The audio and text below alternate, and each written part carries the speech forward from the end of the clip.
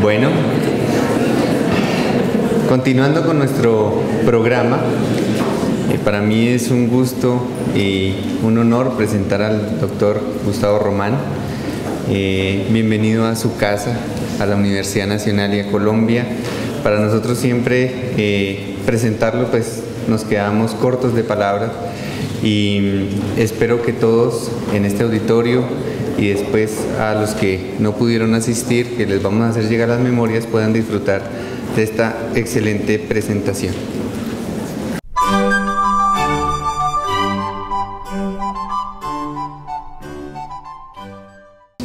Bueno, muchísimas gracias. Realmente es un gusto volver a la casa, ver amigos tan queridos, y yo quiero agradecer entonces a la Universidad Nacional de Colombia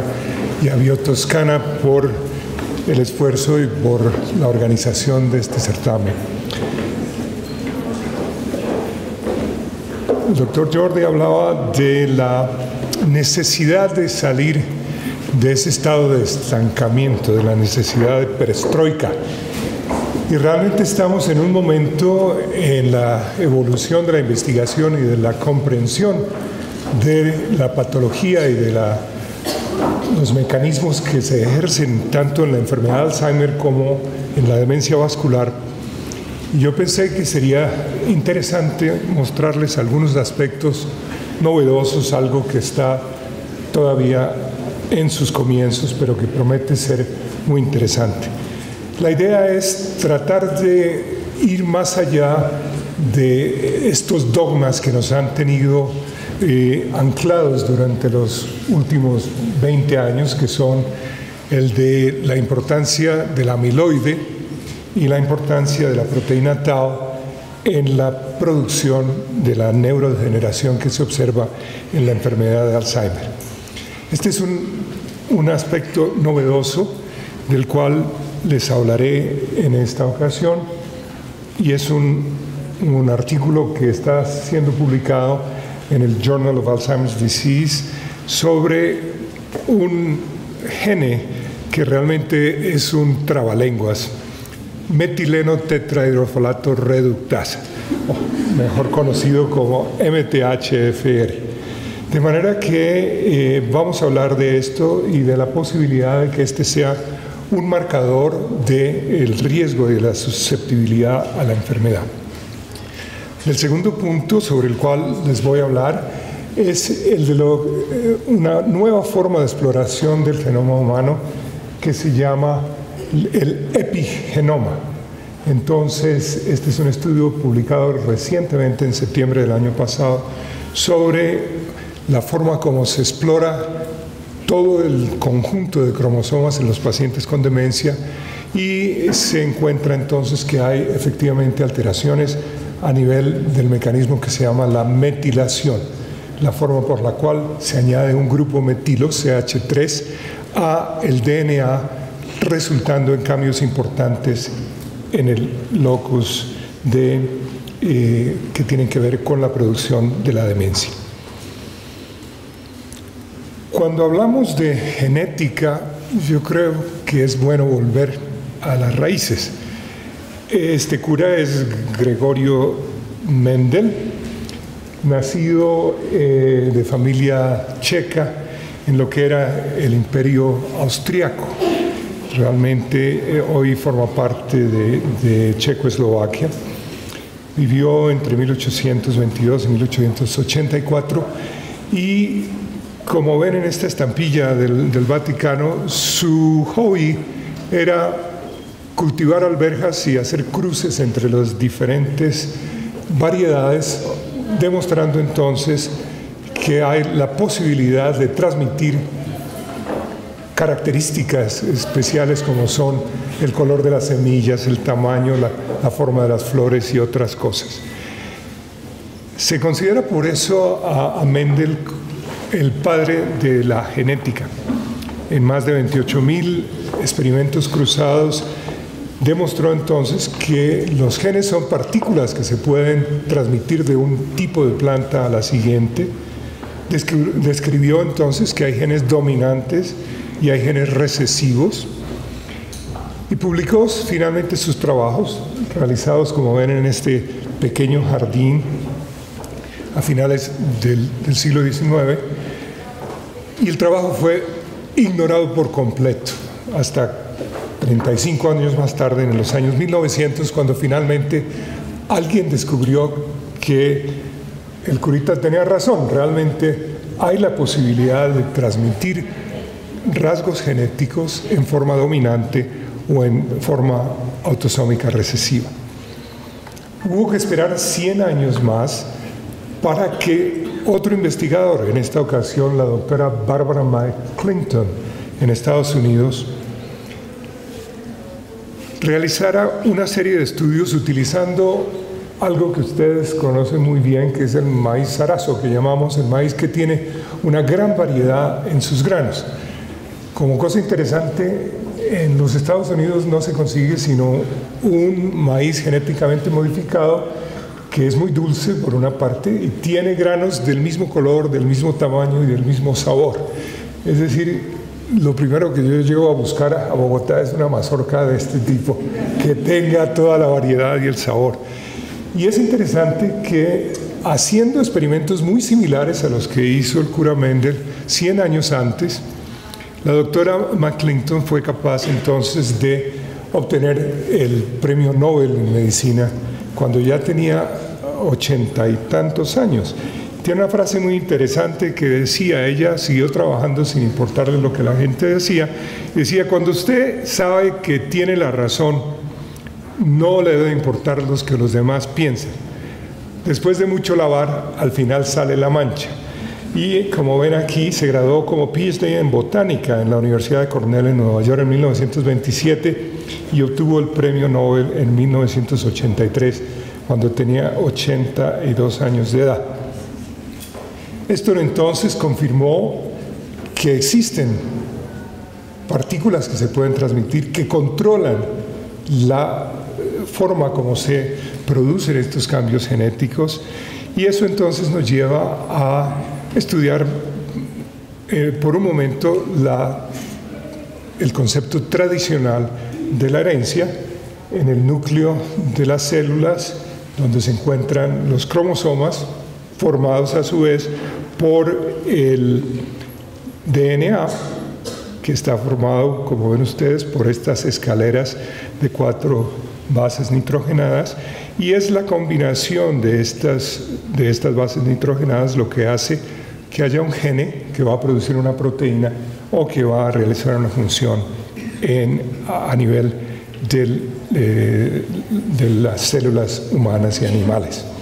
Esta es entonces la doble hélice, y el nuevo DNA se ajusta al modelo del DNA original, de tal forma que la herencia no cambia en las diferentes generaciones, a menos que exista una mutación, es decir, un cambio en estas secuencias de las bases que hace que se exprese una característica que no estaba presente anteriormente. Esto entonces es un cambio en la estructura misma del DNA. Desde nuestro punto de vista, el más interesante de todas estas variaciones genéticas debidas a una mutación es la enfermedad de Alzheimer de comienzo temprano, descrito por el doctor Pacho Lopera, quien ven ustedes allí con su sombrero de hacer trabajo de campo. En el año 1997, el doctor Lopera y su grupo, en el cual encuentran algunos neuropsicólogos muy distinguidos, veo a Alfredo Ardila de segundo lugar, a Mónica Rosselli, casi en el final, y una serie de colaboradores en la Universidad de Antioquia. Él descubrió entonces una serie de familias que presentaban como características típicas una demencia de comienzo temprano, con un promedio de 46 años de edad, muy rápidamente progresiva, fatal en unos 8 años de edad, y en la cual, además de los cambios de memoria típicos de la enfermedad de Alzheimer, la pérdida del lenguaje, había una serie de manifestaciones de tipo del comportamiento que muchas veces eran la característica más importante de esta entidad. Se encontró que se debía a una mutación en el gene, un solo aminoácido, un solo cambio en las bases en el sitio E208A, y es el gene de la presenilina 1. Tiene como característica importante el hecho de que, ven ustedes, en 4 generaciones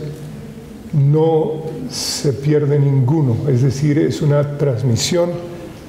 autosómica dominante. El que tiene el gene va a desarrollar la enfermedad,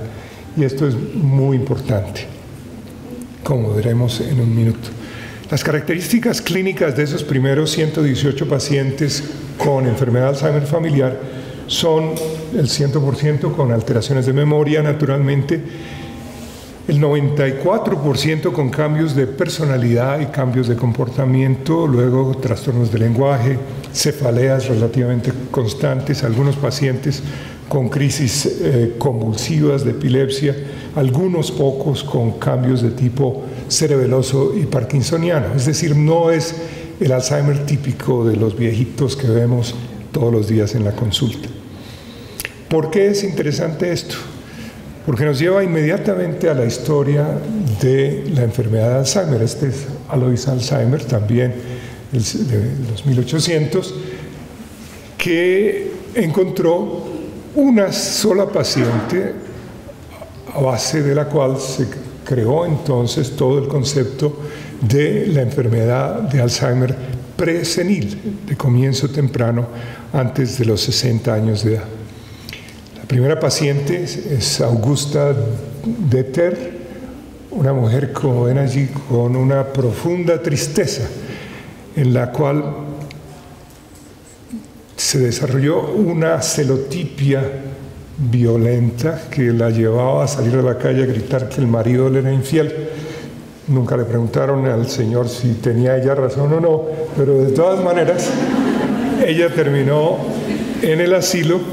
donde la vio el doctor Alzheimer y le hizo un examen tanto psiquiátrico como neurológico y psicológico supremamente completo. Él cambió de sitio de práctica, pero al fallecer la paciente se le hizo una autopsia en la cual el doctor Alzheimer nuevamente examinó el cerebro y encontró la presencia de estos cambios que él llamaban una enfermedad peculiar y muy poco conocida, con un proceso caracterizado por los depósitos de la proteína beta-amiloide y de los ovillos neurofibrilares con proteína tau. A partir de entonces se encontró que es el tipo de demencia más común en el envejecimiento. Sin embargo, ven ustedes esta nota en la que se encontró en el mismo sitio donde estaba el cerebro y las fotos y las notas originales de la paciente, se encontró entonces tejido cerebral fijado en formol y tejido cerebral en parafina, a partir de lo cual fue posible extraer el ácido nucleico, el DNA, y demostrar muy claramente que esta paciente tenía exactamente la misma mutación que se encuentra en la mutación de los paisas de presenilina 1. Este tipo de demencia, caracterizada por un comienzo temprano de la enfermedad, tiene una característica muy peculiar, y es el hecho de que existen cambios que son invisibles con los métodos actuales, que ocurren 20 y 30 años antes de que comience la enfermedad. Es decir, prácticamente desde la adolescencia, la persona que tiene el gene de la presenilina, la mutación, va a comenzar a presentar cambios. Esta es una un estudio hecho por el grupo que se llama la Red de Enfermedad Autosómica Dominante de Alzheimer en Estados Unidos, en la cual se han estudiado estos pacientes de forma muy completa, encontrándose, por ejemplo, que 30 años antes de la enfermedad, del comienzo de la enfermedad, comienza a verse ya una disminución del volumen del hipocampo, y este volumen del hipocampo continúa atrofiándose hasta que se manifiesta clínicamente como alteraciones de memoria. Al mismo tiempo, hay una disminución progresiva en amarillo. No logro encontrar el marcador acá. En amarillo ven ustedes en el líquido cefalorraquídeo la concentración de beta-amiloide 1 a 42. Este fragmento del amiloide comienza a disminuir en forma muy marcada a lo largo de los años y permite entonces establecer el diagnóstico en el momento en el cual se hace el diagnóstico de la enfermedad. Al mismo tiempo comienza a aumentar también 10 años antes del comienzo de los síntomas la concentración de beta-amiloide, los depósitos de beta-amiloide insoluble a nivel cerebral, y comienzan también a aumentar los niveles de proteína tau en el líquido cefalorraquídeo. Es decir, la historia de la enfermedad comienza mucho antes de que aparezca los depósitos de beta-amiloide y de tau. El otro componente es el metabolismo de la glucosa. Esto se ve en la tomografía por emisión de positrones, en la cual se observa 20, 10, y este es el momento del diagnóstico, comparado con un control normal. Se observa cómo va aumentando el depósito de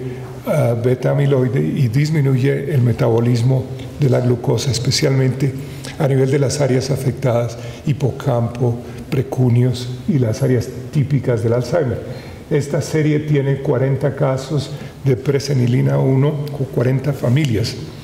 3 de presenilina 2 y 8 de proteína precursora del amiloide. La gran ventaja del doctor Lopera es el hecho de que en las familias, como vieron, en las familias paisas son 10, 12 y 16 hijos. Entonces, con un gene dominante, en este momento hay miles de pacientes, no pacientes, sino de gente que tiene este marcador genético, el gene de la presenilina. Sabiendo entonces, como sabemos, que 10 años antes del comienzo de los síntomas ya hay manifestaciones clínicas y hay un comienzo de depósito de beta-amiloide, una unión de compañías, incluyendo Genentech, el Centro Fogarty del Instituto Nacional de los Estados Unidos y el Instituto Banner de Alzheimer, resolvieron poner juntos un presupuesto de unos $100 millones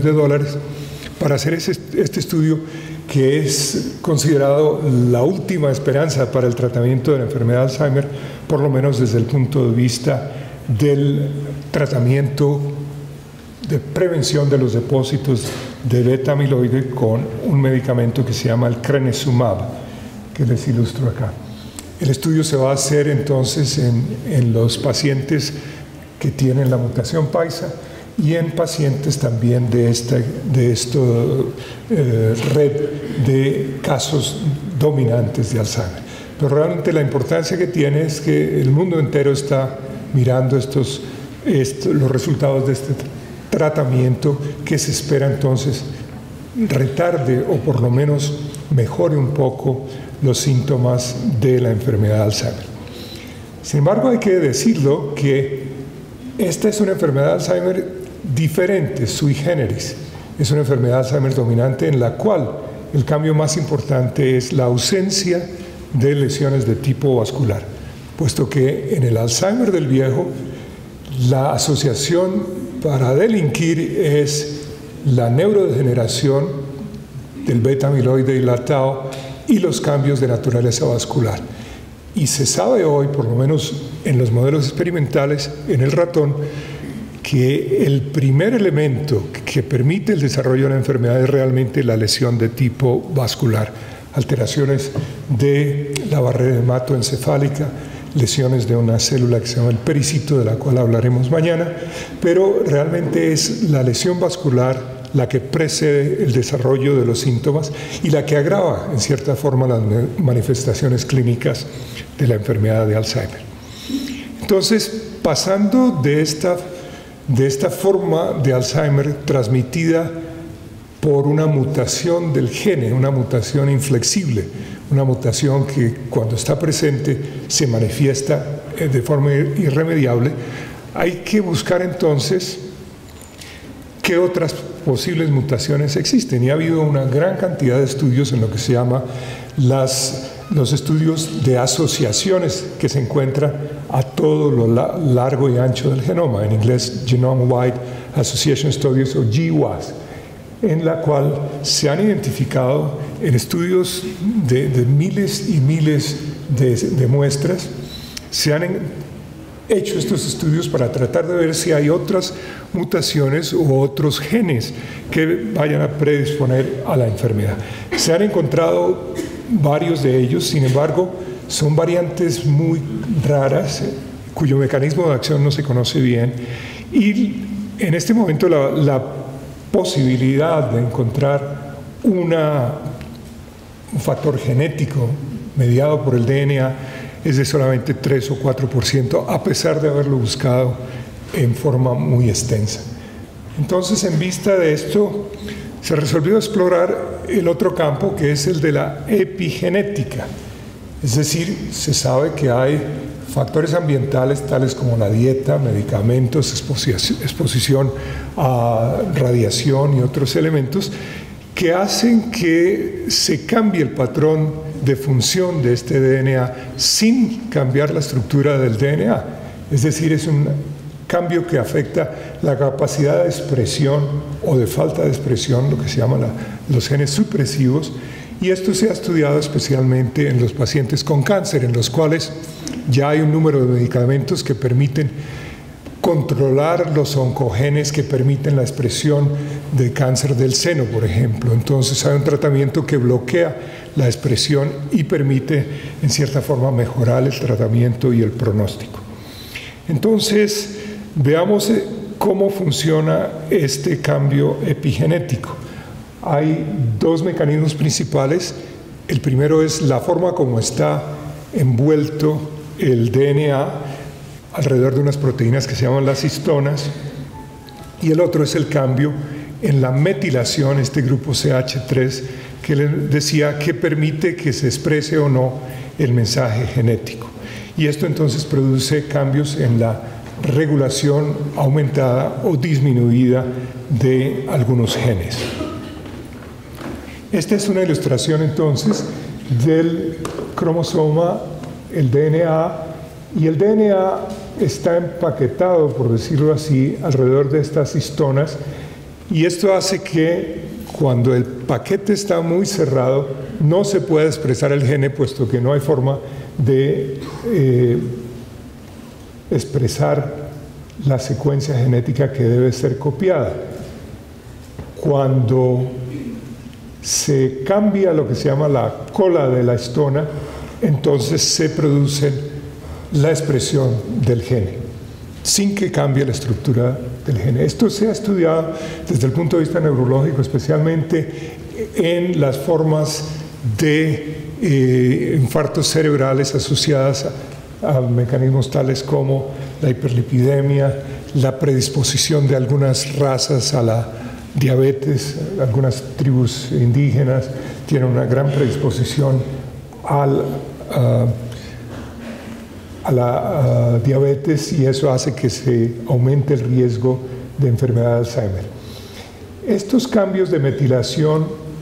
que se hacen no a nivel de las histonas, sino a nivel del DNA, se hacen entonces en lo que se llaman unas islas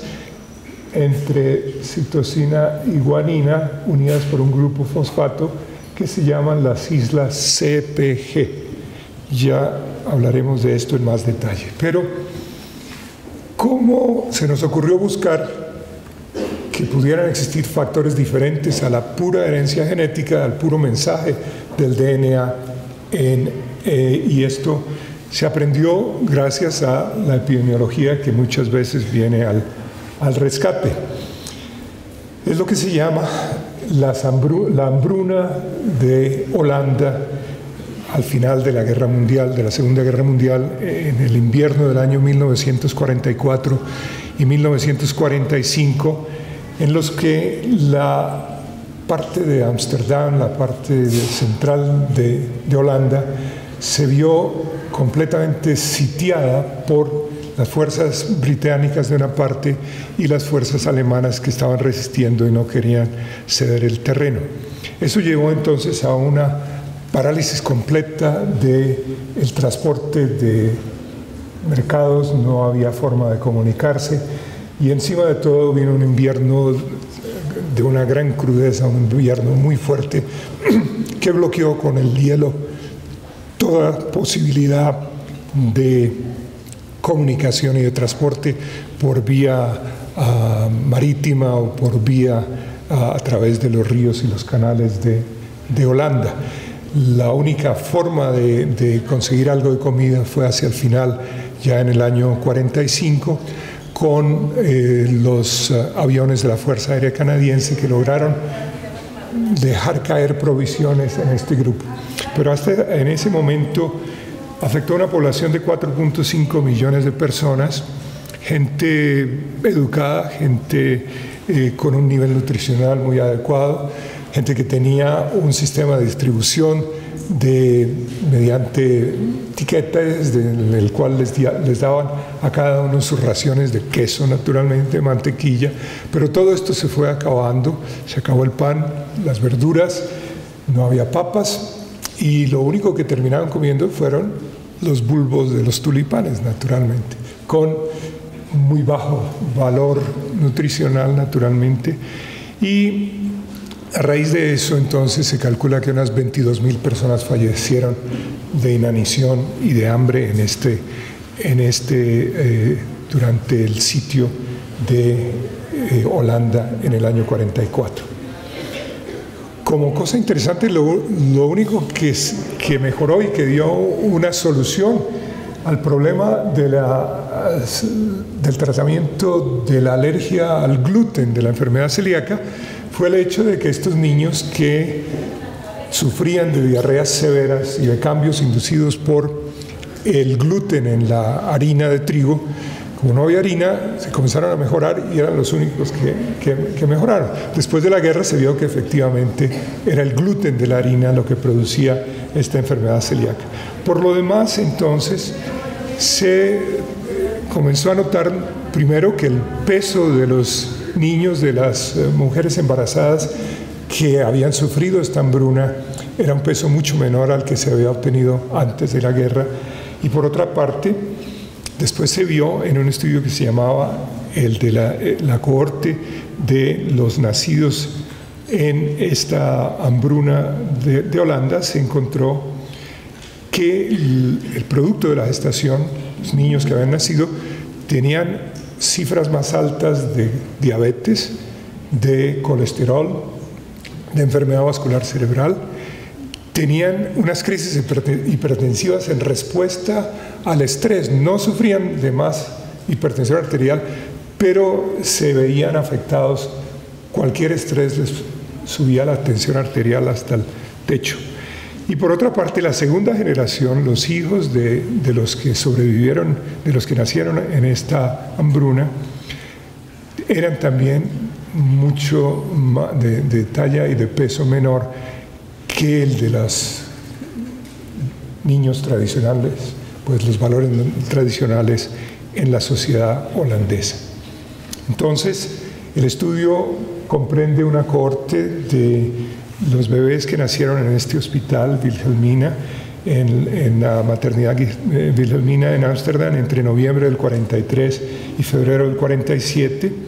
y se encontró entonces que la exposición a la mala nutrición in útero producía mayor diabetes, aumentaba 3 veces el riesgo de enfermedad coronaria, había una elevación en la tasa entre las lipoproteínas de densidad alta y las de densidad baja, producía mayor obesidad en las mujeres nacidas expuestas a esta hambruna, había trastornos de la coagulación, había problemas pulmonares y problemas renales asociados, por ejemplo, a la presencia de microalbuminuria y dificultades para la filtración a nivel renal y el aumento del estrés, la hipertensión inducida por estrés. Como cosa interesante también hubo una mayor frecuencia de cáncer de seno. Si se piensa cuál puede haber sido el mecanismo común a todos estos niños que nacieron en la hambruna, pues un mecanismo muy frecuente y una de las primeras cosas que sucede una vez que no hay proteína de origen animal es la carencia de vitamina B12 y de ácido fólico, que entonces llevó a pensar en la posibilidad de que algunos de estos cambios epigenéticos fueran asociados a la vitamina B12 y al ácido fólico, y de esto vamos a hablar. Entonces, en la cadena del DNA no se cambia la estructura, pero se produce este grupo metilo mediante el efecto de la DNA metiltransferasa o DNMT, va a producir 5-metilcitosina, que hace que el mensaje genético normal no se transmita. Es decir, cuando el DNA está metilado, se produce una activación del gen represor y eso evita que se vaya a producir beta-amiloide y proteína tau. Es un mecanismo de feedback negativo, si se quiere. Se inhibe el represor, entonces hay forma de expresar el gen. Cuando no hay grupos metilos, entonces la expresión de estos genes se produce en forma incontrolada, y este es entonces el mecanismo epigenético que tiene que ver con los grupos metilo. Veamos nuevamente el segundo mecanismo, que es el de la forma como está empacado el DNA alrededor de estos histonas, y es lo que se llama entonces la metilasa. Son las colitas de la proteína acá, que cuando pierden su metilación, cuando el grupo pierde el grupo acetilo, entonces el empaque es más cercano y no permiten que se exprese el gene.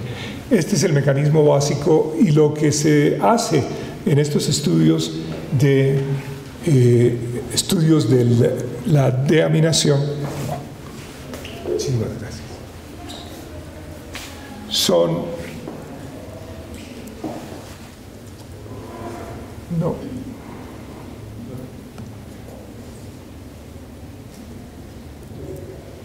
se produce entonces, el gene se vuelve silencioso y no hay forma de expresar el mensaje genético. Estos son drogas que se usan entonces en oncología, que se están comenzando a usar en algunas formas de enfermedad cerebrovascular. Entonces, estos cambios epigenéticos se pueden estudiar de dónde vienen estos grupos metilos. El principal donador de grupos metilos tiene el nombre de Sam. No tiene nada que ver con el tío Sam, es únicamente S-adenosilmetionina, que es uno de los factores en la ecuación genética que permite entonces la producción de grupos metilos. La modificación de las histonas se hace entonces mediante alteraciones en la cromatina. Ahora, en los últimos 10 años se ha comenzado a buscar en casos aislados en un cerebro de un paciente con Alzheimer, y se ha encontrado efectivamente que hay disminución, hay hipometilación en el cerebro, en las neuronas del cerebro, corteza frontal y temporal, de pacientes con enfermedad de Alzheimer, y estos cambios se ven también en el DNA de los linfocitos de la sangre. Sin embargo, las dificultades son la diferencia de metilación que existe normalmente entre las neuronas, la glía y la microglía. Es decir, cada neurona tiene su propio mecanismo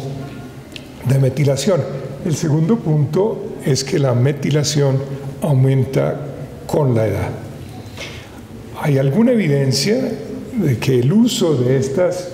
drogas que inhiben la formación, la función de las histonas pueden ser efectivas en la enfermedad de Alzheimer, pero estos son casos muy preliminares que apenas se han comenzado a estudiar. Las referencias están allí. Y esto llevó entonces al un estudio completo de todo el epigenoma de pacientes con enfermedad de Alzheimer. Esto lo hizo el grupo de la Universidad de Chicago, que tiene el estudio de las órdenes religiosas. Ustedes recuerdan, hace unos 10 o 15 años se hizo el estudio de las monjas, luego el NIH, la entidad que financia los proyectos en Estados Unidos, dijo que era necesario que no hubiera discriminación y que fueran únicamente las mujeres las que se estudian, sino que era necesario poner también a monjes y sacerdotes en esto. Entonces así surgió el estudio de las órdenes religiosas. Se estudiaron los cerebros de 708 participantes en este estudio de las órdenes religiosas que habían tenido pruebas neuropsicológicas, imagen, y al fallecer donaban el cerebro, y en el cerebro entonces se tomaron muestras de la región frontal dorsolateral, la corteza prefrontal dorsolateral, para un total de 415,000 islas de CPG en las cuales se midió la metilación. Se hizo una disección cuidadosa de la sustancia blanca en tal forma que era únicamente la corteza cerebral, con una mayoría de neuronas en el estudio. Esto es lo que se llama entonces el GWAS, el EWAS, Epigenoma Wide Association Study, en el que ven ustedes cada uno de los genes tiene grados variables de metilación, y es, como ven, un trabajo de monjes, por decirlo así. En forma resumida se puede ver aquí que en general el grado de metilación que aumenta hasta la unidad con 100% de metilación, el grado de metilación estaba mucho más, la curva es mucho más metilada en los pacientes con Alzheimer comparado con los casos de controles normales de una edad aproximada. Eran 263 cerebros en los cuales no había cambios cognitivos y no había cambios de atrofia cerebral. Hay varios tipos de mecanismos que se estudiaron: genes supresores, genes repetitivos, genes promotores, en fin, es demasiado complicado. Al final entonces se compara y se hace un mapa para tratar de determinar cuál es el mecanismo en que está, y esto parece la ruta de los trenes en la ciudad de París, pero de todas maneras lo que está diciendo es que tienden a converger a una acción similar a las del genes de la presenilina que habíamos visto. El gene de la ApoE estaba por aquí en alguna parte y no lo veo ya. De todas maneras se ve que tienen una relación con los genes que tienen que ver con la enfermedad de Alzheimer. Es decir, se demuestra por primera vez que sí hay un problema con la metilación, con este mecanismo sencillo de unir grupos metilos al DNA para permitir o no permitir la expresión de algunas proteínas. Esto nos lleva entonces a otro elemento, que es la homocisteína. La homocisteína es un aminoácido que es bien conocido de los cardiólogos y de los neurólogos vasculares, puesto que la elevación de homocisteína se asocia con un aumento de la frecuencia de infarto del miocardio y un aumento de la frecuencia de infarto cerebral, esencialmente porque la homocisteína es un aminoácido que tiene una capacidad oxidativa y daña la cubierta interna de las arterias, lo que se llama el endotelio. Entonces, veamos cuál es el papel de la homocisteína en la enfermedad de Alzheimer. Este es un papel publicado ya hace más de 10 años por el grupo del estudio de Framingham, cerca de la ciudad de Boston, en los cuales una población entera accedió a participar en el estudio. Se tomaron exámenes de todo lo que se les ocurra, de función pulmonar, función circulatoria, función renal, lípidos y demás, y se fue encontrando así que factores de riesgos para el miocardio eran un colesterol muy alto, el consumo muy alto de grasas de origen animal y demás. Y entre los estudios que se hizo se midieron los niveles de homocisteína en más de 1000 personas con una edad promedio de 76 años de edad. Se les hizo seguimiento y se encontró que 8 años después un grupo de estas había desarrollado demencia y el factor de riesgo era la presencia de elevación de la homocisteína por encima de los 14 micromoles por mililitro. Doblaba el riesgo, y esto incluso después de ajustarlo por factores que producen, que se han asociado a la demencia, como son edad, sexo, el gene de la ApoI, factores de riesgo vascular, el folato, la B1, la B12 y la B6. Esta es la curva de los pacientes en las cuales se observa que a medida que aumenta la edad, aumentan también los niveles de homocisteína. Desde 11.5 a los 65, aumenta a 12, 14 a los 80 y a los 90 es 22.3. Y a medida que pasan los años, el grupo que tenía niveles más altos al iniciar el estudio tenía un riesgo mucho mayor de desarrollar demencia de tipo Alzheimer y de tipo vascular. Este fue entonces una de las primeras medidas en las cuales se encontró que la homocisteína se asocia con un riesgo aumentado de enfermedad de Alzheimer. La razón entonces, como les mencionaba, es que la homocisteína aumenta el daño vascular a nivel endotelial por un factor oxidativo,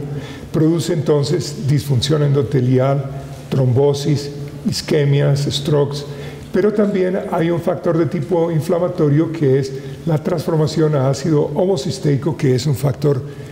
que produce excitotoxicidad y daño de la neurona. Por otra parte, puede producir daño neuronal en sí mismo y se combina con el beta-amiloide para producir neurotoxicidad. De manera que la homocisteína realmente es un factor que cuando se eleva hay que bajarlo como sea para tratar de prevenir el daño vascular y el daño de tipo neuronal y de tipo de neurodegeneración. Aquí les presento entonces a la homocisteína. Tiene un átomo de azufre, resulta de la eliminación de este grupo metilo, CH3, de la metionina, que es un aminoácido esencial, y esta homocisteína entonces es la que va a producir una serie de daños. La metionina entonces produce homocisteína que inhibe la formación de colágeno, daña la elastina y los proteoglicanes a nivel de las arterias, es decir, es una cliente que produce mucho daño. Este diagrama nos va a ilustrar entonces cómo hace el organismo para eliminar la homocisteína. El diagrama parece complicado, pero realmente es muy fácil. La combinación de ácido fólico con vitamina B12 se combina para que vaya a eliminar de la homocisteína mediante la metionina sintasa la formación de metionina y luego el SAM de que les había hablado, que es el donador de grupos metilo por excelencia. La otra vitamina que actúa es la vitamina B6, que permite que la homocisteína se transforme en glutatión. Y el otro elemento de esta ecuación es el SAMI que les había comentado, es la MTHFR. la metiltetrahidrofolato reductasa, que es la enzima que entonces, cuando no está presente, hace muy difícil el trabajo del ácido fólico y de la cobalamina, de la vitamina B12. Es decir, las personas que tienen esta mutación andan en un estado de carencia de ácido fólico y de vitamina B12 que permite entonces que se eleve la homocisteína. Tienen que depender únicamente de la vitamina B6 para eliminar esto en forma de glutatión. Después se ha ido encontrando entonces que la elevación de los niveles de homocisteína se asocia a nivel de población con un aumento en las lesiones de la sustancia blanca, la conexión entre las diferentes áreas corticales. Se asocia también con un aumento en la frecuencia de enfermedad cerebrovascular. Es un estudio en Sydney, en Australia, en el cual se demostró que efectivamente los niveles más altos de homocisteína producían mayor frecuencia de infartos cerebrales y existía también entonces un aumento en el grado de atrofia cerebral. Aquí vemos cómo aumenta la atrofia cerebral a medida que aumentan los niveles de homocisteína en el suero de estos pacientes. Se concluyó entonces que la homocisteína realmente es un factor de riesgo vascular fundamentalmente, si no pensamos sino en el efecto que tiene a nivel de los vasos. La elevación de cada 5 micromoles por litro por encima del valor normal de 10 micromoles aumenta el riesgo de enfermedad coronaria 20% por cada 5 puntos de aumento. Es decir, es un riesgo significativo de infarto del miocardio que nos haría pensar que los bebés nacidos y los adultos nacidos después de la hambruna en Ámsterdam, en Holanda, pudieran tener entonces la elevación de homocisteína como factor de riesgo.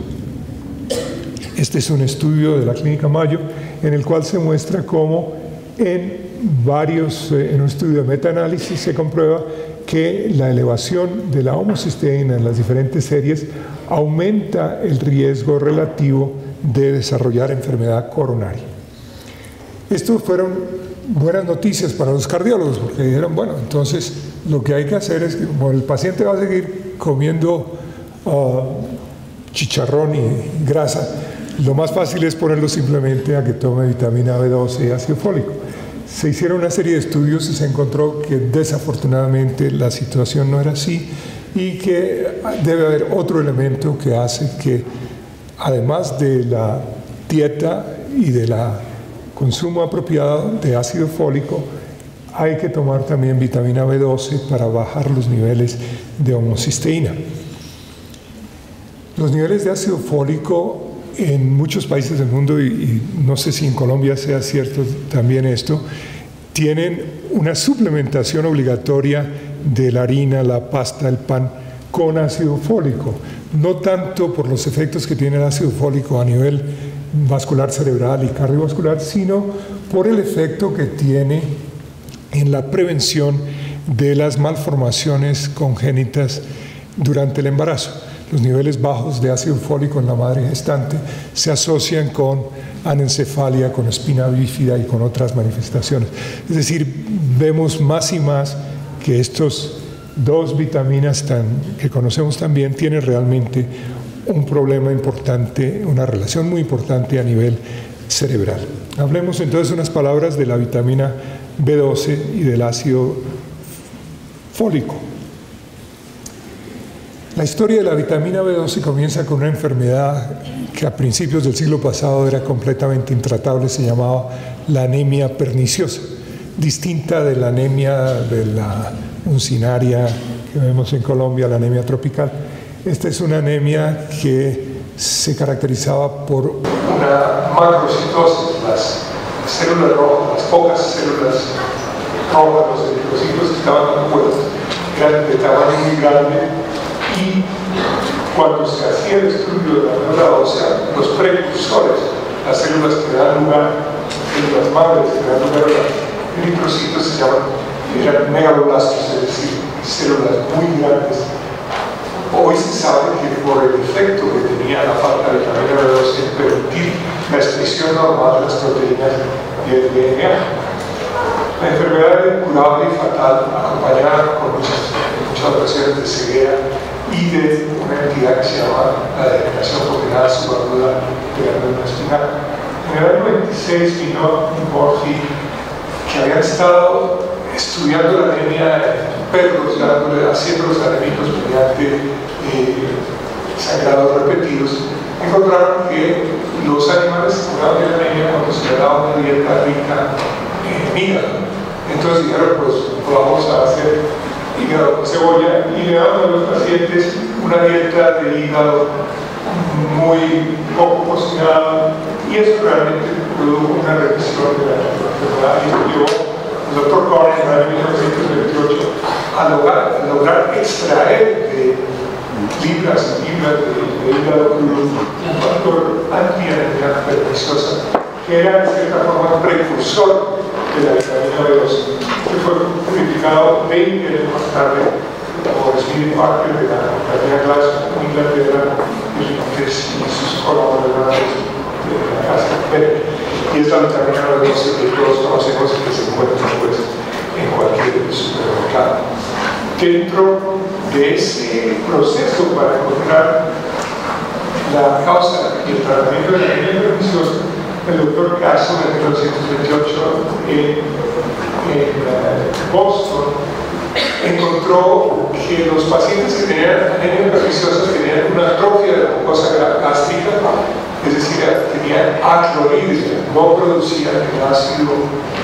clorhídrico que normalmente produce el estómago. Y él pensaba que en el jugo gástrico, de un donante normal, existía un factor intrínseco, un factor que permitía entonces que se evitara la anemia. Como cosa interesante, en este momento una de las causas más frecuentes de niveles bajos de vitamina B12 y ácido fólico en mis pacientes en la clínica de Houston es la aclorhidria inducida por el uso de drogas contra la acidez gástrica que tiene un efecto muy prolongado. Es decir, se vuelve a la situación que se veía en el año 28 por la anemia perniciosa. Y no hay forma de que estos pacientes dejen de tomar los antiácidos, no todos los días, si no duermen, si no les da reflujo gástrico, y sobre todo que no dejan de comer chile picoso. La comida chile, la comida tejana es supremamente picante. Bueno, de todas maneras, el otro factor que se aisló del jugo gástrico entonces es el ácido fólico, o se llama ácido cervicoglámico, que fue cristalizado en 1943 y sintetizado en 1945. Y se encontró que era tan efectivo como la vitamina B12 en controlar la anemia perniciosa. Muy rápidamente se controlaba la anemia, el paciente se sentía mejor. El problema es que comenzaba a desarrollar los cambios a nivel neurológico de la degeneración congenita subaguda. Por eso entonces estos tienen que ir mano a mano como la madre naturaleza lo decidió. El ácido fólico y la vitamina B12 deben ir juntos en la prevención y en el tratamiento de estos pacientes. Lo que se ha aprendido es que la absorción de la vitamina B12 que se ve afectada en los ancianos, las personas de más de, no digamos ancianos, los senior citizens de más de 65 años de edad, es el hecho de que existen una serie de pasos necesarios para la absorción que comienzan desde la necesidad de que la saliva vaya a un factor que se añade a la vitamina B12, a la cobalamina que viene en la dieta de las proteínas del origen animal, y eso permite que el factor intrínseco, del cual hablábamos en la mucosa del estómago, permita la liberación de este B12 que va entonces a actuar a nivel, a ser absorbido a nivel de la mucosa del equilibrio, y en casos en los cuales hay crecimiento bacteriano, las bacterias deciden utilizar todo ese ácido o esa cobalamina, y esto entonces interfiere con la absorción de vitamina B12. De manera que en el viejo, por causa de la dieta, de los antiácidos y por las dificultades de la absorción de la vitamina B12, hay atrofia gástrica en el anciano, hay boca seca, dificultades de no producir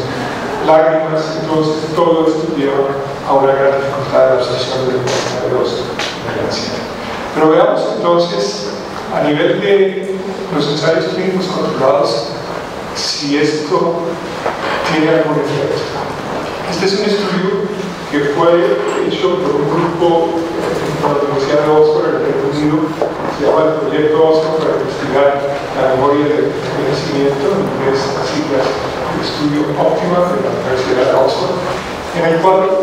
resolvieron entonces tomar pacientes que tenían formas tempranas de enfermedades manifestadas como un déficit cognitivo mínimo, es decir, tenían problemas de memoria, uno o dos veces necesitan trabajo de la normal para la edad, y se hizo un estudio clínico controlado en el cual participaron un grupo relativamente pequeño. La mayoría de los estudios de demencia son miles de pacientes. En este caso, usaron como índice final las imágenes diagnósticas y el grado de atrofia a nivel cerebral, y eso permitió entonces que hubieran 187 pacientes que recibieron una resonancia magnética antes y después de ponerlos en tratamiento con ácido fólico 0,8 miligramos, vitamina B12 0,5 miligramos y vitamina B6 20 miligramos. Es decir, las vitaminas que se consiguen en la farmacia. El otro grupo recibió placebo y estuvieron haciendo este tratamiento por un periodo de 24 meses.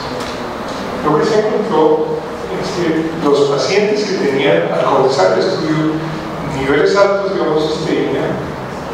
dejaron de tener atrofia cerebral, se detuvo el proceso de atrofia cerebral en las áreas que se asocian con la enfermedad de Alzheimer, en comparación con el grupo control que siguió teniendo una atrofia progresiva. Es decir, el tratamiento con vitaminas del complejo B produjeron una disminución de los niveles plasmáticos de homocisteína del 39%, redujo la atrofia de la sustancia gris en regiones susceptibles como el hipocampo, el giro para el hipocampo, el cuño, los giros iguales, cortos y a nivel del cerebro. El volumen de pérdida total de la sustancia gris después de 2 años era 2% del placebo comparado con 1,4% en el grupo que estaba tomando la vitamina B. Las regiones afectadas fueron 5% en los que tomaban vitamina B12 y 3% en los que estaban en el placebo. Esto resume entonces la progresión de la atrofia anual en aquellos que estaban en el grupo placebo comparado con aquellos que estaban en la homocisteína, en los cuales se bloqueó entonces la atrofia. Un segundo artículo de este grupo fue publicado en los Proceedings, en la revista de la Academia Nacional de Ciencias de los Estados Unidos en enero del 2013, más reciente, en los cuales ellos hacen el estudio de las imágenes diagnósticas. Se ve en los trabajos que tenían al comienzo, realmente no había diferencias significativas de placebo. Las vitaminas consideradas la suma de las capas, suma de cosas y alimentan, y eran realmente los grupos muy comparables, y se ve entonces en amarillo el grado de atrofia por placebo comparado con la atrofia en el grupo que recibió la vitamina B. Esta es la reducción en la grado de atrofia en el grupo placebo y el tratado. Esto se demostró la diferencia entre aquellos que tenían la homocisteína elevada y aquellos que tenían la homocisteína normal. Más de lo mismo, en esta definición se observa entonces cómo se logró prevenir la progresión de la homocisteína cerebral, el aumento, la pérdida de la sustancia blanca en aquellos que que 2 años de edad tenían homocisteína alta y estaban en el grupo base. De manera que una droga tan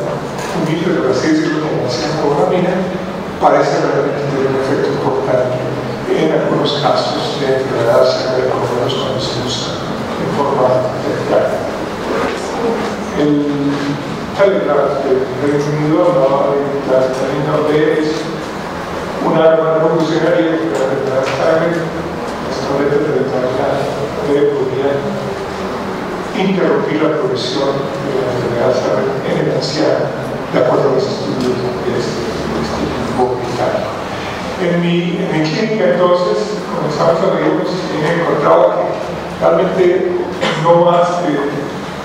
40%, 58% tenían niveles elevados de homocisteína. La verdad que no es algo que se observa en todos los pacientes. Y el porcentaje de homocisteína baja era de un 34%. La verdad que no todavía una correlación en esto. En pacientes que tenían una variedad de diagnósticos clínicos, como ustedes imaginan, solamente enfermedad de la sangre. Y el problema, como les decía, es que los estudios clínicos controlados con enfermedad coronaria demostraron que no había un efecto significativo, por lo menos a nivel de coronarias, y esto es lo que se ha llamado la controversia de la homocisteína. Debe haber otro factor que es el que explica las asociaciones y se piensa que sea el efecto de la mutación lo que lleva a hacer que estos pacientes tengan una mayor sensibilidad a los problemas de memoria. Entonces, el estudio que comencé hace un año fue medirle estas mutaciones del gene que produce elevación de la homocisteína, que hace la utilización de la B12 y el ácido fólico sea más difícil, en pacientes constitutivos a la enfermedad que llevaron a la clínica. Al final se hizo, esto fue una cuentas que se hicieron buscando 2 mutaciones, la 667 y la 278, tanto con polimorfismos homocigotos como heterocigotos, en 93 pacientes constitutivos y se encontraron mutaciones en el 92.5%, lo cual entonces indica que este puede ser un marcador del riesgo de desarrollar problemas de memoria por los mecanismos que hemos mencionado. Este es el grupo de pacientes del estudio, entonces 93 pacientes en los cuales había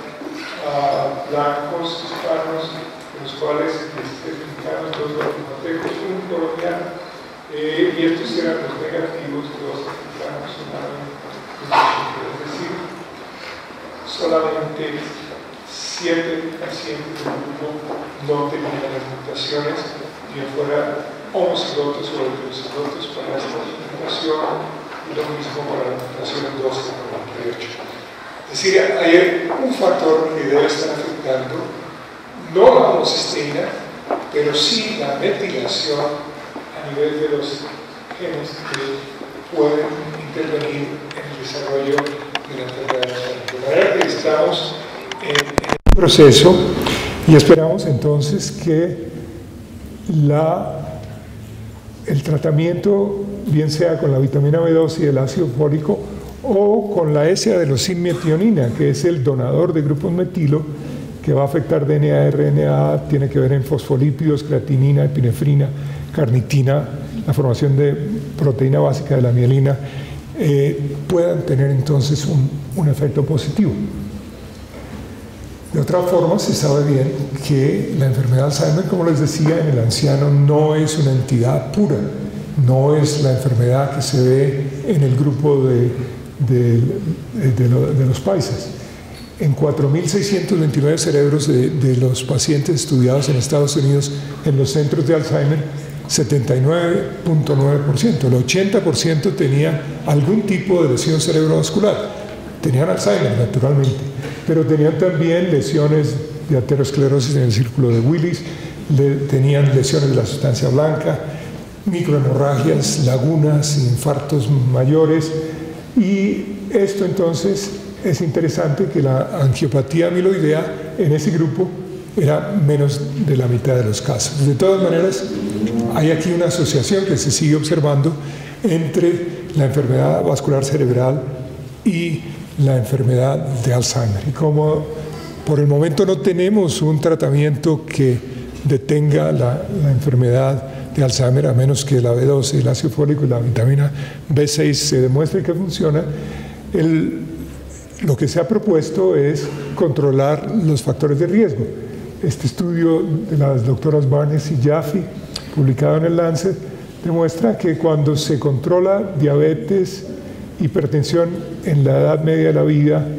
obesidad, depresión, inactividad física, cigarrillo, bajo nivel educativo, se puede evitar un máximo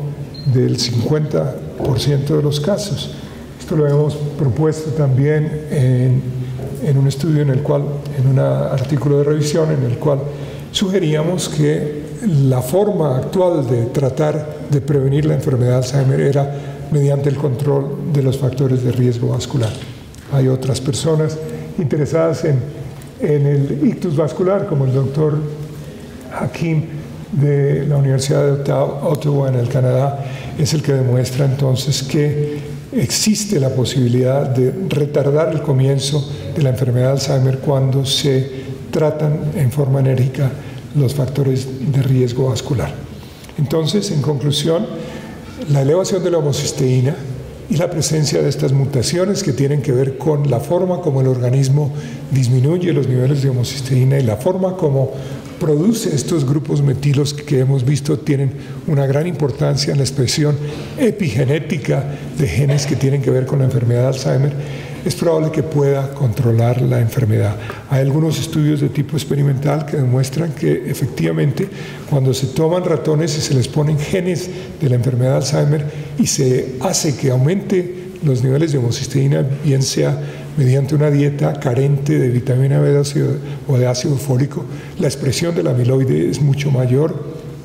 y esto entonces nos lleva a pensar que es probable que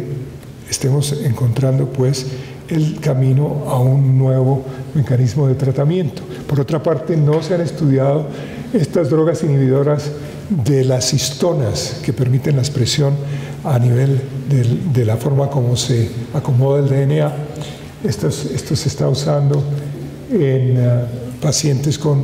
factores de riesgo vascular para el ictus, para el stroke, pero es probable que pueda ser también una nueva medida para el tratamiento de la enfermedad de Alzheimer. Muchísimas gracias.